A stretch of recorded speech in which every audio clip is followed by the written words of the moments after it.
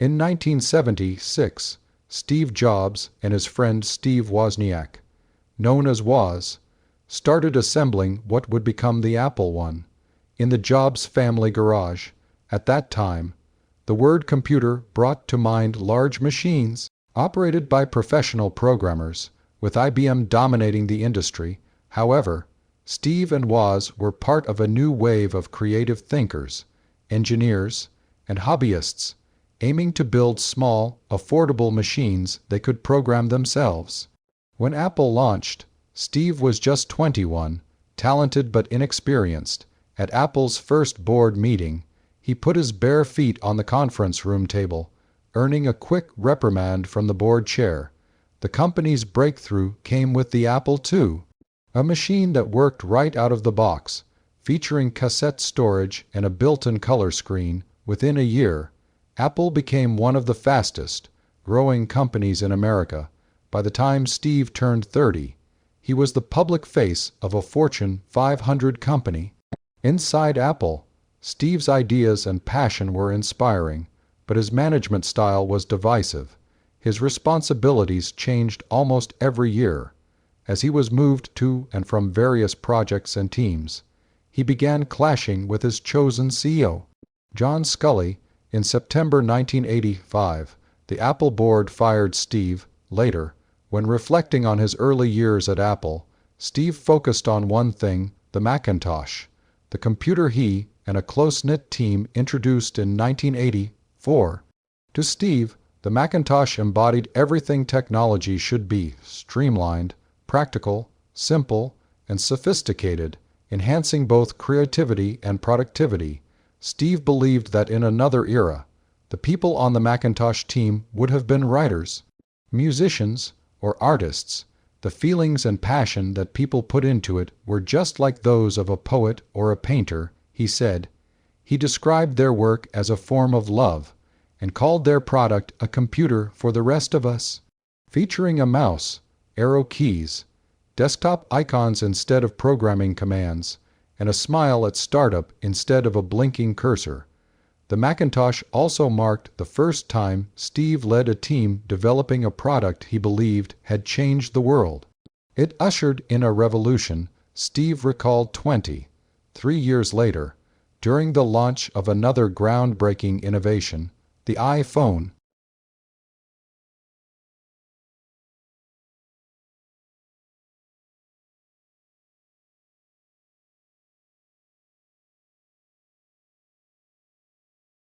I remember the week before we launched the Mac.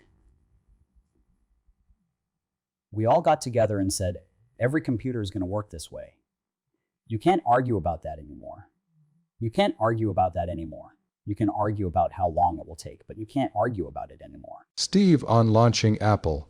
In 1984, Steve recalled the friendships behind Apple. I met Woz when I was 13 in a friend of mine's garage. He was, I think, about 18. He moved down the street from a friend of mine named Bill Fernandez, and I was over at Bill's. We were working late one night on a project, and Woz dropped by. We ended up talking for hours. I was real impressed with him. I thought he was great. He had a good sense of humor. And we had a common interest in electronics that sort of bound us together, even though we were totally different in every other way possible. We are sort of like two planets in our own orbits that every so often intersect each other. There is a bond there that will last as long as we both live. In 1996, the year Apple celebrated its 20th anniversary, Steve recalled how a teen hobby building computers turned into a business. The reason Woz and I built a computer was that we wanted one, and we could not afford to buy one. They were thousands of dollars at that time. We were just two teenagers.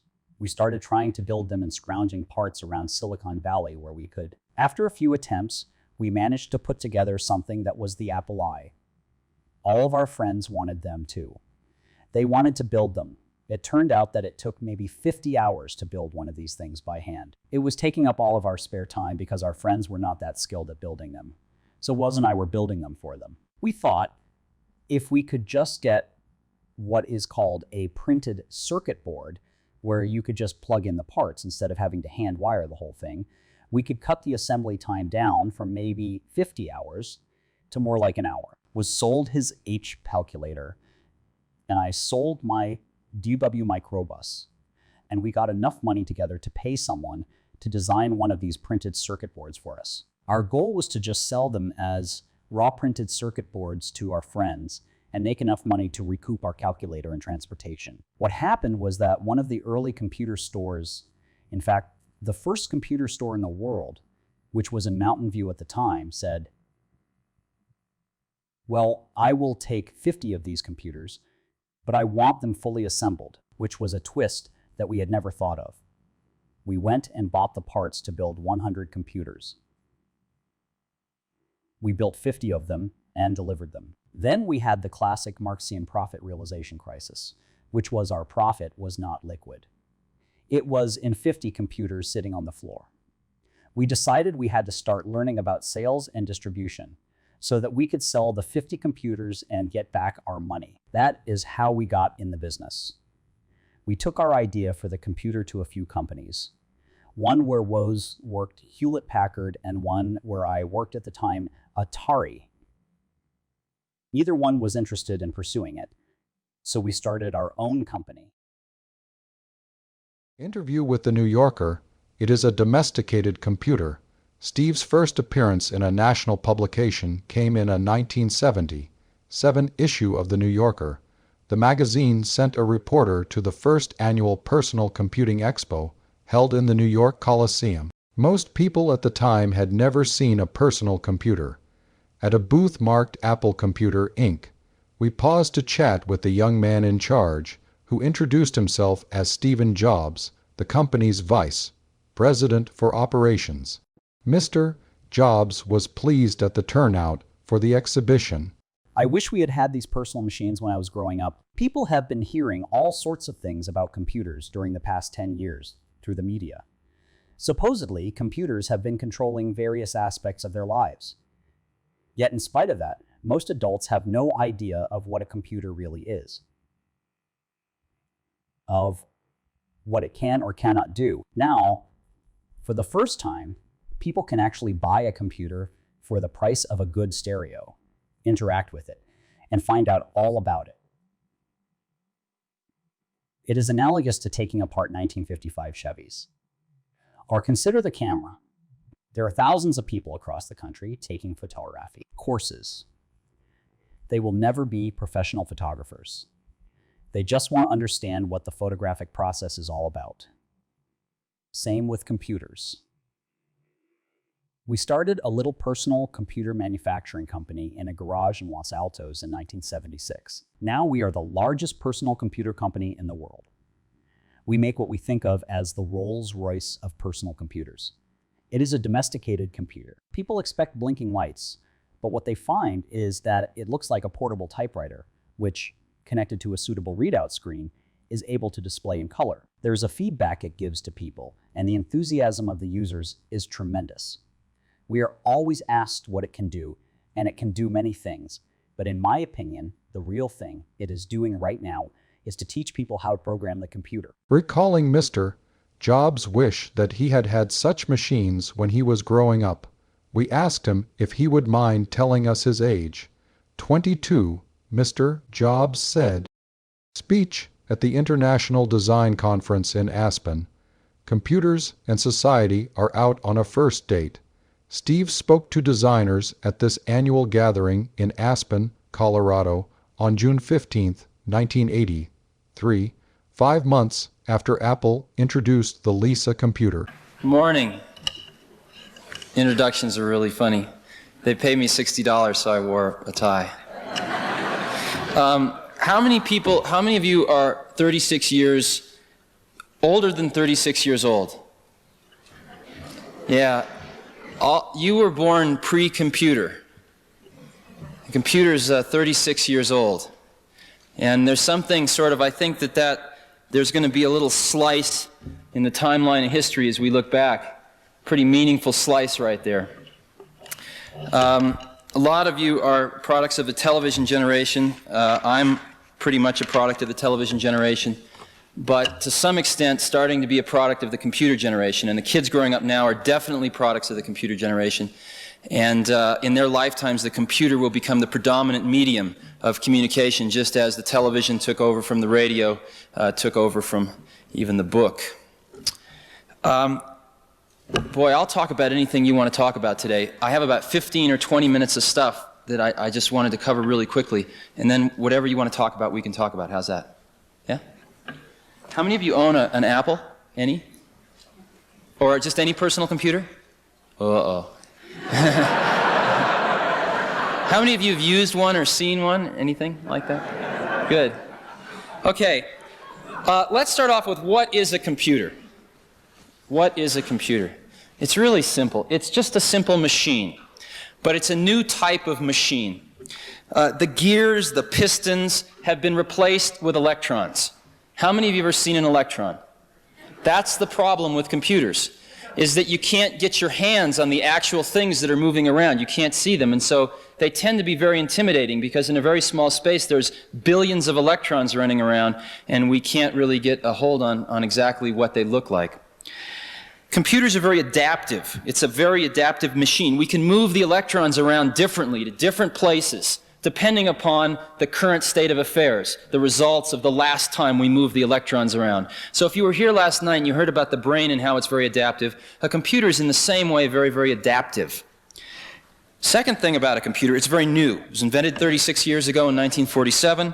The world's first degree in computer science offered by a university, which was the University of California at Berkeley, and it was a master's degree, was offered in 1968, which means the oldest person that has a degree in computer science is 39 years old.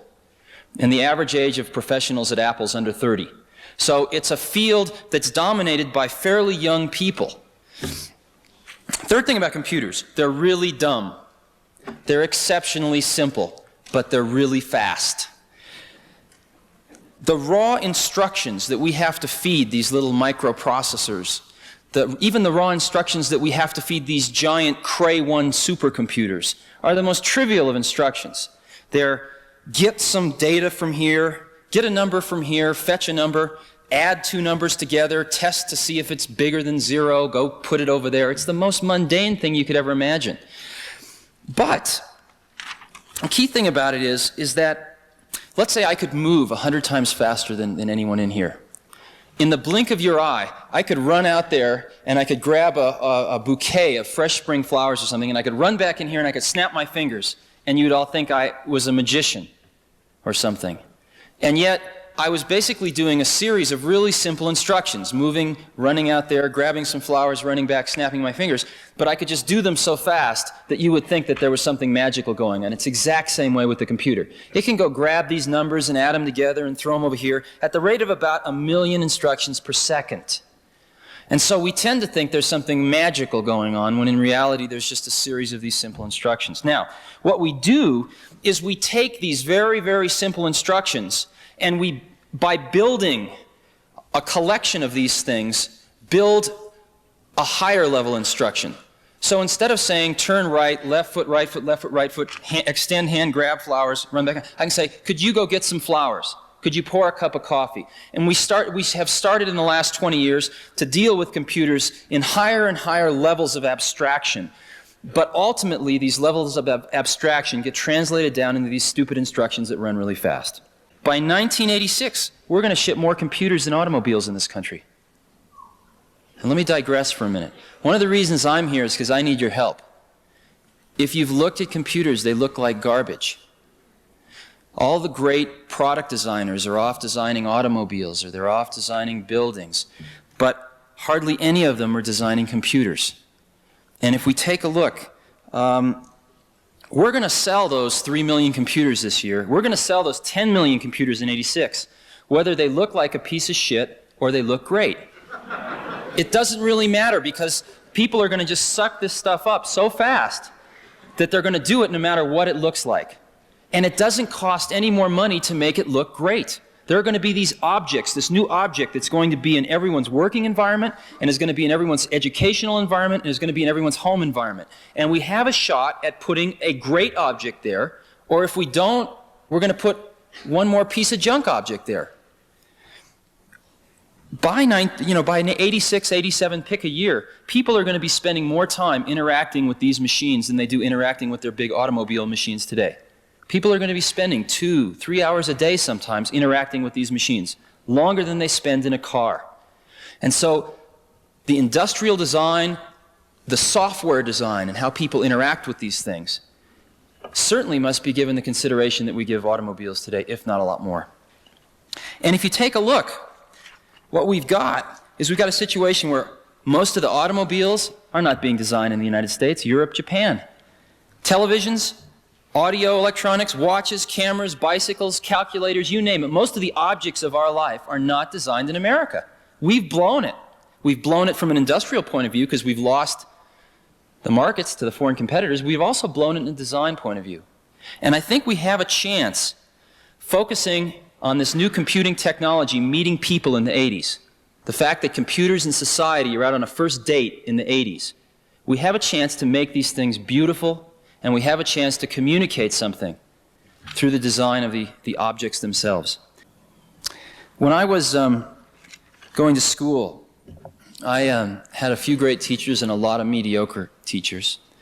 And the thing that probably kept me out of jail was books, because I could go read what Aristotle wrote or what Plato wrote, and I didn't have to have an intermediary in the way. And a book was a phenomenal thing. It got right from the source to the destination without anything in the middle. The problem was you can't ask Aristotle a question.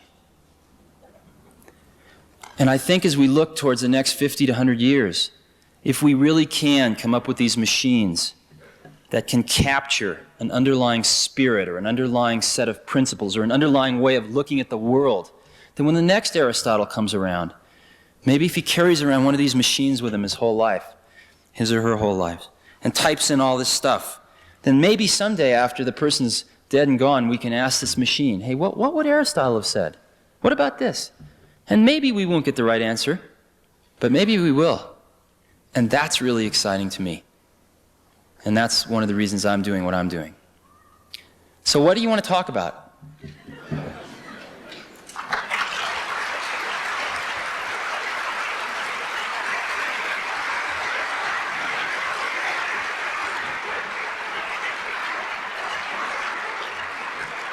Yeah.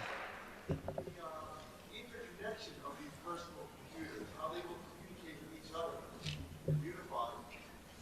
Yeah, it's a mess. What's happening now? Okay. How are we all going to work together? Okay. How are these computers all going to work together? They're going to probably work together a lot like people. Sometimes they're going to work together really well, and other times they're not going to work together so well. What happened, there's been a few installations where people have hooked these things together. The one installation that stands out is a Xerox did it at a place called Palo Alto Research Center, or PARC for short. And they hooked about 100 computers together on what's called a local area network, which is just a cable that carries all this information back and forth. And an interesting thing happened when they did that. What happened was that you'd have a distribution list. So you'd want to send a memo to all the people in this group.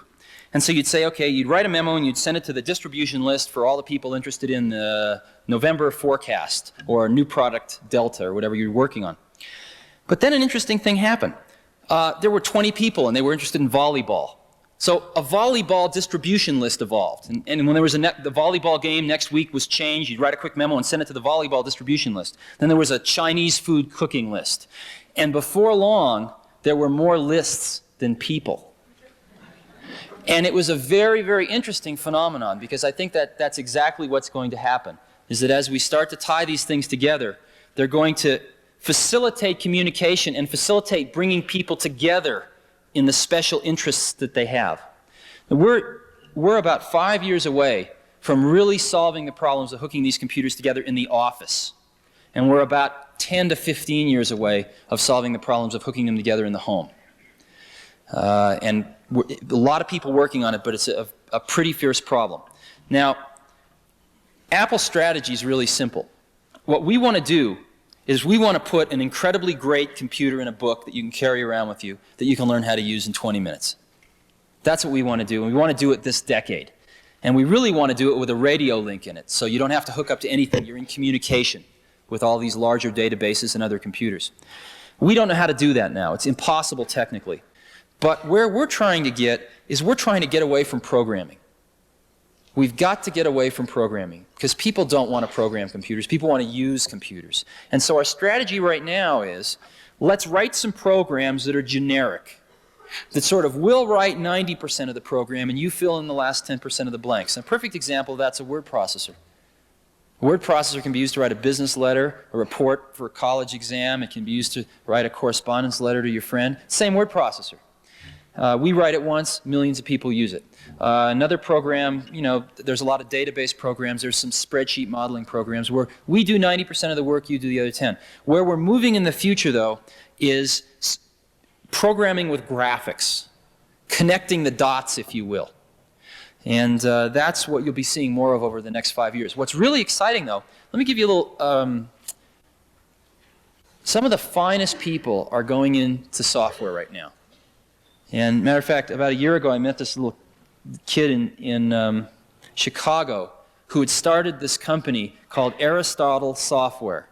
And he was 13, and he started it with his more mature 14-year-old friend. And a year ago, they were making about $4,000 a week off selling 3 game programs. Now, let me give you an example of how this can work. We have 1 million Apple IIs out there. 1 million. And people have paid about $2,000 for them. So if they can buy a new program, one of these new diskettes, for $100 that lets their computer do something totally new that it never could do before, that's a good deal. So let's say your girlfriend is in the real estate business, right? You know a little about computers. And she comes home and she's filling out all these crazy forms and going through all these calculations trying to do some creative finance. You go, wait, I could write a program for that. And you write a program that's not that hard to use. And over the next few months, she goes, well, can it do this? Oh, sure, that's easy. Can it do this? No, that's hard. You refine this program to where it's really great. And all of a sudden, she shows it to all the other people she works with. She brings it into the office, or she brings them over one day, and they just go, wow, I got to have this. This is worth $2,000 to me right there, just for that one application. Okay, let's say that you put that program on the market and sell it for $100. Well, the dealer's going to take $50 of it. So you'll see $50 per copy. And let's say it costs $25 to make it. You're going to make $25 profit per copy. If you can sell that to just 10% of the Apple II owners the first year, not including any new Apple II owners, because we're shipping almost 1 million computers a year, so it'll double the next year, but forget about that. Even the previous owners of 1 million. You'll sell 100,000 copies times $25 profit per copy, or $2.5 million profit the first year, selling to just 10% of the people, and you can write that program with under $10,000 worth of computer equipment. That's what's happening. That's why they're Aristotle softwares. And so you're seeing a flurry of activity there right now. Yeah? How did you manage to successfully grow so fast in terms of all the people? How has that affected human interaction between the people, particularly the ones who were there originally? Okay. The actual turnover at Apple has been very, very low since inception. It's been under 5% since inception, actually. Okay, we do it in a few ways. First thing we do is, what's happening is the definition of an American corporation is evolving. And it's evolving in a almost semi-socialistic dimension, which is very interesting. 100% of the professionals at Apple own stock in the company. 100%. Everybody owns stock in the company. And what that means is these traditional barriers. I've never heard the word labor or management mentioned at Apple, ever in my life. We have no unions or anything. People say, God, the electronics industry doesn't have any unions. And that's true in one way, but in the other way, we've got like one of the best unions of everybody going towards the same exact goals and objectives that I've ever seen in my life. It's on sort of an economic scale for sure, because it's in everybody's best interest to see the stock go up. But more importantly, we feel that for some crazy reason, we're in the right place at the right time to put something back. And what I mean by that is most of us didn't make the clothes we're wearing, and we didn't cook or grow the food that we eat. And we're speaking a language that was developed by other people. We use a mathematics that was developed by other people. We are constantly taking. And the ability to put something back into that pool of human experience is extremely neat. And I think that everyone knows that in the next 10 years, we have the chance to really do that. And we can look back, and while we're doing it, it's pretty fun too, but I mean, we can look back and say, God, we were a part of that. And so everyone is working 18 hours a day right now. Now, on the people side, we believe in the phenomenon of great people. And what I mean by that is we think there are people that are so good that they can run circles around 5 pretty good people. Okay? And those are the kind of people that we want at Apple. They're hard I mean, they're all idiosyncratic, but they're the fun people of the world. They're the artists of the world. And so what we have is sort of a very small company in terms of people for our revenue. We are going to cross $1 billion in sales very shortly with under 5,000 people worldwide. And that's phenomenal. And I think our feeling has been that what we want to do is keep the number of people down so that we can spend time with... You started with 2 or 3 people. Right. 5 years ago, 5,000. I assume a lot of them are manufacturing people. No, not very many are. Under 2,000 are. How did you grow that fast and manage that growth? I mean, there were people, you had a nucleus of some kind. They were all buddy-buddy, and everyone was very friendly. Yeah. And all of a sudden, there's this huge division, but I assume, I don't know what Right. We do a few things. We... They don't get to see each other and speak or drop in easily. Right. That's exactly right. The first thing we do is we've always tried to hire people that were much better than we needed for the current job, because within 6 months they'd be fighting to keep up with it. Second thing, though, is we've always tried to hire people. The reason we hire people is to tell us what to do. And so at Apple, when you get hired, some people survive and some don't. But in general, it's, hey, this is the general thing we think we need done. Go figure out what we need. Come back and tell us how much it's going to cost, and go do it. And so we've got an incredible group of entrepreneurs. And we're always arguing with each other and things like that, but that's just fine. And so the 5,000 people we've got, most of those people are very independent thinkers, and what they really want is they know what to do. What they want is the environment where they don't have to convince 30 other people that it's the right thing to do. Does that make any sense? And it's harder as we get older. It's harder to spend time with everyone and to pull everyone together, but we really make an attempt to do that. And I guess our feeling is that the day that somebody working at Apple decides that they can't make a difference anymore is the day we've lost. You know? And we have the standard stuff. I mean, anyone can come see myself or John Scully or anyone else anytime they want. I mean, it might take a day or two to schedule it. But we've got people at all levels floating around, coming to see us. The other thing we've observed, of course, is that the oldest and largest organization in the world has only 4 layers of management. And that's the Catholic Church. And 5 if you count the highest order, I suppose. And so we see no reason why we need over 4 layers of management. And indeed, we have usually about 3. And that's, the president, we maybe have a division manager, and then maybe under that a marketing or engineering manager. And that's really about it. So that's what we're trying to do. Yeah, well, what's really interesting is that people a lot of times, we have good people. And what they've been able to do over the last 5 years is pretty awesome. But what's even neater is that what we can do in the next 5 years. I mean, we're in a position now where we're selling $1 billion of stuff a year, and where we've got one of the most recognized consumer brand names in the country. And so, if we get it together, we can turn out these incredibly great products with incredibly great advertising, with incredibly great software. And so what we want to do is just get great people to come help us do that, because that's a pretty giant thing to try to do. But that's what we're going for. We started with nothing. So whenever you start with nothing, you always can shoot for the moon. You have nothing to lose. And the thing that happens is when you sort of get something, it's very easy to go into cover your ass mode, and then you become conservative and vote for Ronnie. So what we're trying to do is to realize the very amazing time that we're in, and not go into that mode. I can't tell you why you need a home computer right now.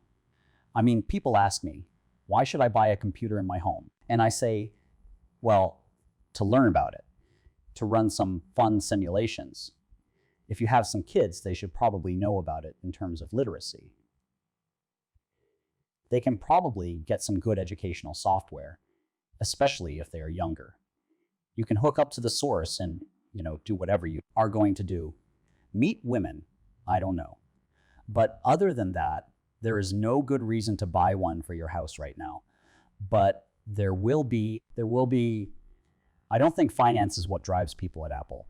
I don't think it is money, but feeling like you own a piece of the company, and this is your damn company, and this is your damn company. I always tell people you work for Apple first and your boss second. We feel pretty strongly about that. When you have 1 million people using something, then that is when creativity. We need some revolutions like the Lisa computer, but the world is pretty good at innovating, we have found. On the Macintosh was less than a year old, but clearly poised to transform the personal computer industry. When Steve reflected on its significance with reporter David Sheff, one of the things I love is that with Macintosh, you can write memos that are Times Roman or Helvetica, or you can throw in an Old English if you want to have a little fun for a party, for a volleyball announcement. Or you can use a very serious font for something very serious. And you can express yourself. It is sort of like in 1844, the telegraph was invented, and it was an amazing breakthrough in communications. And you actually could send messages from New York to San Francisco in an afternoon. And some people talked about putting a telegraph on every desk in America to improve productivity. But it would not have worked. It would not have worked. And the reason it would not have worked was because you would have had to learn this whole sequence of strange incantations. Morse code in this case, dots and dashes in this case, use the telegraph. And it took about 40 hours to learn how to use Morse code. And a majority of people would never have learned how to use Morse code. So fortunately, in the 1870s, Alexander Graham Bell filed the patents for the telephone. Other radical breakthrough in communications that perform basically the same function. But people already knew how to use it. The neatest thing about it was that in addition to allowing you to communicate with just words, it allowed you to sing.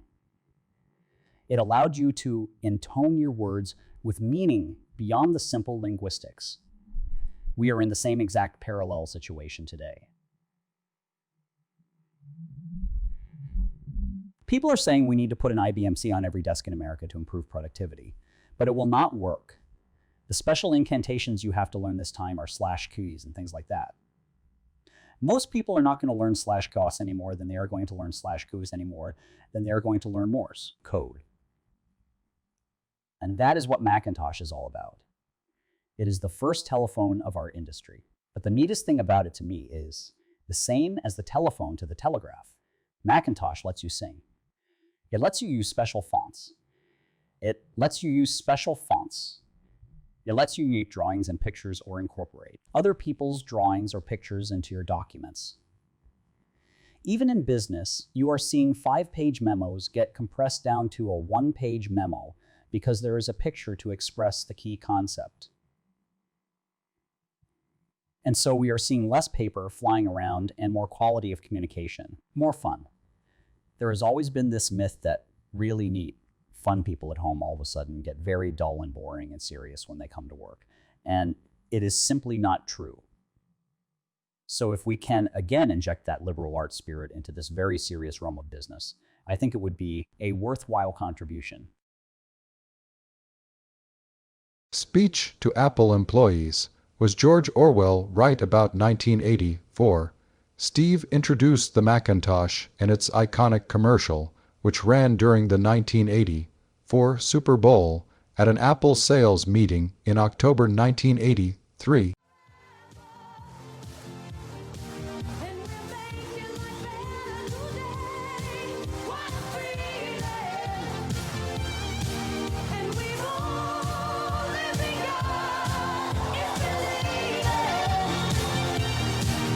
Tomorrow was bright, it was our only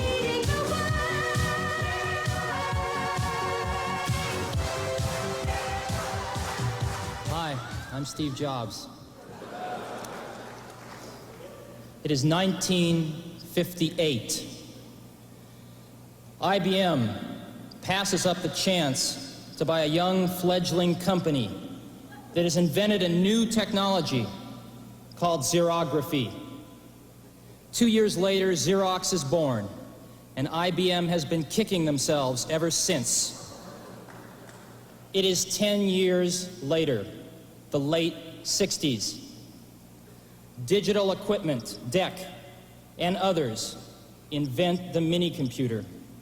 IBM dismisses the mini-computer as too small to do serious computing, and therefore unimportant to their business. DEC grows to become a multi-hundred-million-dollar corporation before IBM finally enters the mini-computer market. It is now 10 years later, the late 70s. In 1977, Apple, a young, fledgling company on the West Coast, invents the Apple II, the first personal computer as we know it today. IBM dismisses the personal computer as too small to do serious computing and unimportant to their business.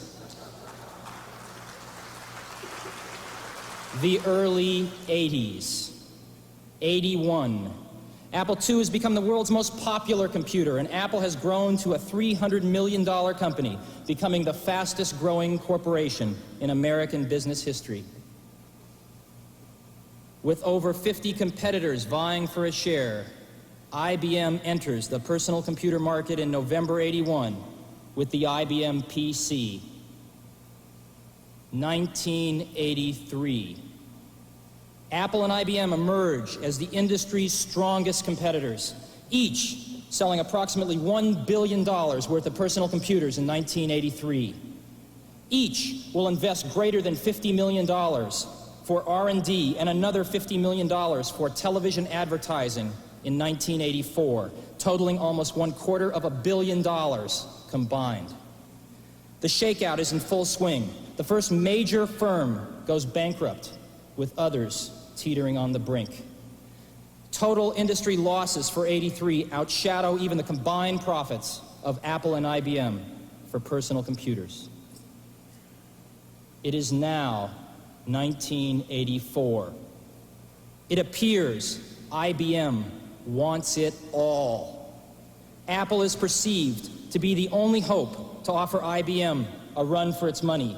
Dealers, initially welcoming IBM with open arms, now fear an IBM-dominated and controlled future. They are increasingly and desperately turning back to Apple as the only force that can ensure their future freedom.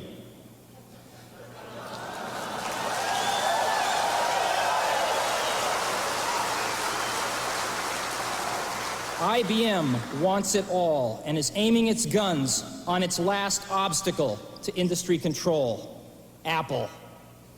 Will Big Blue dominate the entire computer industry? The entire information age? Was George Orwell right about 1984? For today we celebrate the first glorious anniversary of the Information Purification Directives. We have created, for the first time in all history, a garden of pure ideology, where each worker may bloom, secure from the pests of vague contradictory thoughts. Our unification of thoughts is more powerful a weapon than any fleet or army on earth. We are one people, with one will, one resolve, one cause. Our enemies shall talk themselves to death, and we will bury them with their own confusion. We shall prevail. On January 24th, Apple Computer will introduce Macintosh. And you'll see why 1984 won't be like 1984.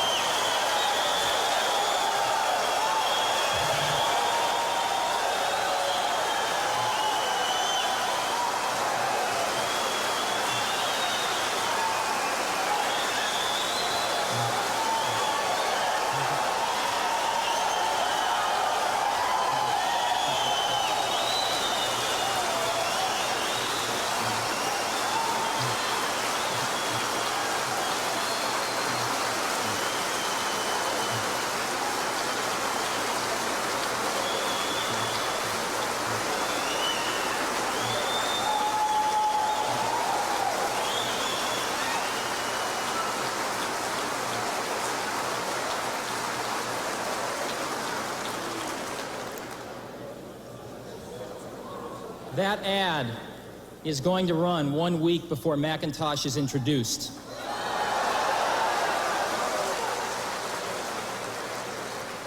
And our ad agency that put it together is here today. Shayad Day, Jay Shayad's here. The principal, Lee Clow and Steve Hayden, that wrote the copy and did the creative, are also here. I guess they just heard what you thought. Interview with Michael Moritz. Your aesthetics get better as you make mistakes. Steve and Michael Moritz, a reporter who would soon switch careers and become a venture capitalist, spoke at Steve's office at Apple in May 1984. They covered a wide range of topics, including Steve's thoughts on product design. I went around and looked at Cuisinarts when we were designing Mac. It was like my Cuisinart week. But no other particular products influenced you, say, from the late 70s or something? Well, we are around automobiles our whole lives. I have never been a car guy, but I've always loved Volkswagen Beetles. I have always loved Volkswagen Beetles. I have always loved Volkswagen vans, actually, too. Just a bunch of little things. Wine labels, paintings in galleries, just simple things. Not anything real profound. Just lots and lots of little things. I do not think my taste in aesthetics is that much different than a lot of other people's. The difference is that I just get to be really stubborn about making things as good as we all know they can be. That is the only difference. Yeah, I think you are being modest. Well, things get more refined as you make mistakes. I have had a chance to make a lot of mistakes. Your aesthetics get better as you make mistakes. But the real big thing is, if you are going to make something, it does not take any more energy, and rarely does it take more money to make it really great. All it takes is a little more time, not that much more, and a willingness to do so. A willingness to do so. But aesthetics. I think aesthetics are a lot like singing. Joni Baez has a beautiful voice, but the reason her voice is beautiful is not because her voice is just beautiful. It is because she has an incredibly good ear. She can listen to somebody speak for 30 seconds and imitate their voice almost perfectly. Her ear is superb. And I think in the same way, good aesthetics results from just your eye. An instinct of what you see, not so much what you do. I want to build products that are inherently smaller than any of the products on the market today. And when you make things smaller, you have the ability to make them more precisely. Obviously, a perfect example of that is a watch. It is beautiful, but the precision has to be the scale of the object itself. And so you make it very precise. And as our products get smaller, we have the opportunity to do that. So obviously, I would like everything to be smaller. I also think that it is really nice to be able to carry products around. Even if they are not portable, it is very nice to be able to have a handle on them that says, pick me up and move me when you want to change where I am. Carry them from room to room or from office to office. Lisa is too heavy to carry from office to office or room to room or home on the weekends. So the question is, how do we find a way to package that same functionality into something that we can carry around with us? And that is smaller, obviously. And be able to express the form of that more precisely. And be able to express the form of that more precisely. That is where we are going in the future. Those directions. What are the uglier, offensive designs of products? Or are there just too many to list? Yeah. Pick any car before 3 years ago, you know. Pick most cars today. Anything. Just look around the room. Tables, chairs, all ugly. You can ask me, what am I doing in this office? But anyway, most things are not very nice. The telephone is a perfect example. The only telephone that has ever been any good is the original one and the trim one. The trim one is the only decent one.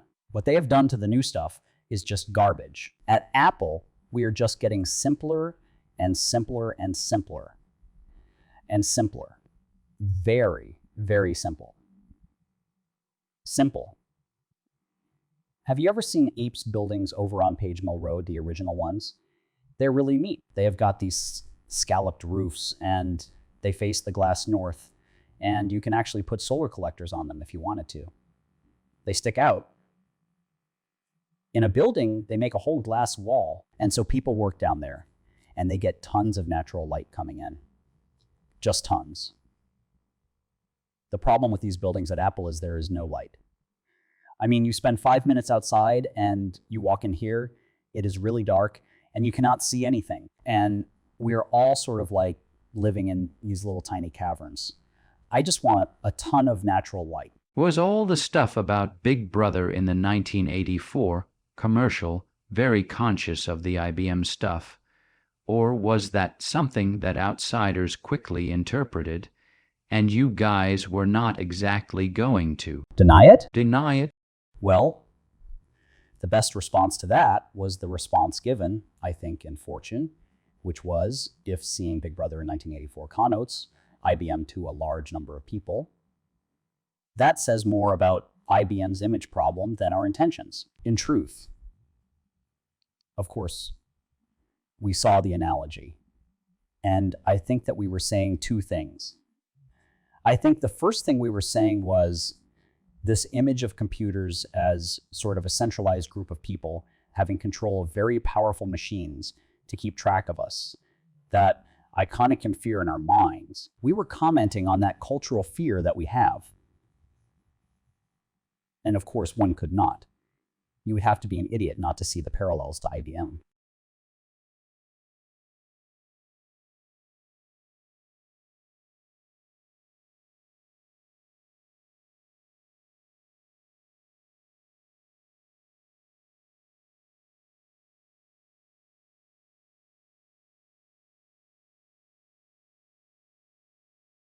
Interview with Newsweek.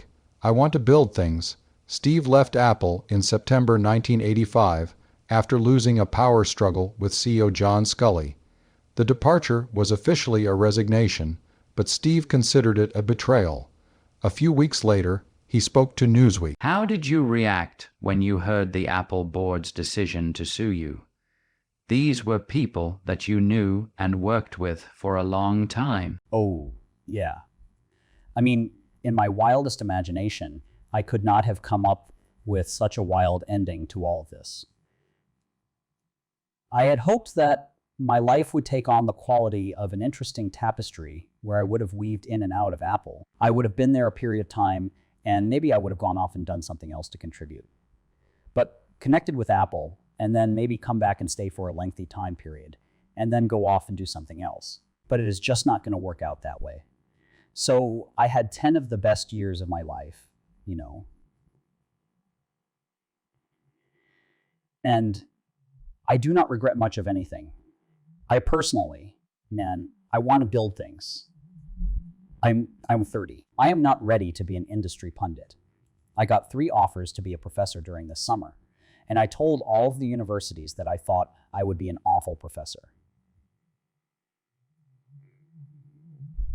What I'm best at doing is finding a group of talented people and making things with them. I respect the direction that Apple is going in. But for me personally, you know, I want to make things.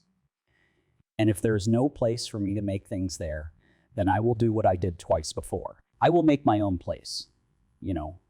I did it in the garage when Apple started, and I did it in the metaphorical garage when Mac started. Though the outside world looks at success from a numerical point of view, my yardstick might be quite different than that. My yardstick may be how every computer that is designed from here on out will have to be at least as good as a Macintosh. I used to go into work, I would get there, and I would have 1 or 2 phone calls to perform, a little bit of mail to look at. But this was in June, July. Most of the corporate management reports stopped flowing by my desk. A few people might see my car in the parking lot and come over and commiserate. And I would get depressed and go home in 3 or 4 hours, really depressed. I did that a few times, and I decided that was mentally unhealthy, so I just stopped going in There was nobody really there to miss me. Do you feel that they have taken your company away from you? To me, Apple exists in the spirit of the people that work there and the sort of philosophies and purpose by which they go about their business. So if Apple just becomes a place where computers are a commodity item and where the romance is gone and where people forget that computers are the most incredible invention that man has ever invented, then I will feel I have lost Apple. But if I am a million miles away and all those people still feel those things and they're still working to make the next great personal computer, then I will feel that my genes are still in there. One of the 5 most difficult days was that day John Sculley, Apple's CEO, said at the analyst meeting about there not being a role for me in the future, and he said it again in another analyst meeting a week later. He did not say it to me directly. He said it to the press. You have probably had somebody punch you in the stomach and it knocks the wind out of you and you cannot breathe. You will start breathing again. That is how I felt all summer long. The thing I had to do was try to relax. It was hard, but I went for a lot of long walks in the woods and did not really talk to a lot of people. You have talked about being tough to get along with, having a rough edge personality. Did you contribute in some way to your own downfall? I'm not a 62-year-old statesman that has traveled around the world all his life. So I'm sure that there was a situation when I was 25 that if I could go back, knowing what I know now, I could have handled much better. And I'm sure I will be able to say the same thing when I'm 35 about the situation in 1985. I can be very intense in my convictions. And I do not know. All in all, I kind of like myself, and I'm not that anxious to change. But has this experience changed you? Oh, this has. Yeah, I think I am growing from this, and I think I'm learning a lot from it. I'm not sure how or what yet. But yes, I feel that way. I'm not bitter. I'm not bitter. I'm not bitter. There has been a lot in the press about your interest in Buddhism, vegetarianism. As we descend into the isms. The isms? Are you still interested in those things? Well, I do not know what to say. I mean, I do not eat meat, and I do not go to church every Sunday. They said at some point you had thought of going to Japan and sitting in a monastery. Yeah. I'm glad I did not do that. I know this is going to sound really, really corny, but I feel like I am an American, and I was born here. And the fate of the world is in America's hands right now. I really feel that. And, I'm going to live my life here and do what I can to help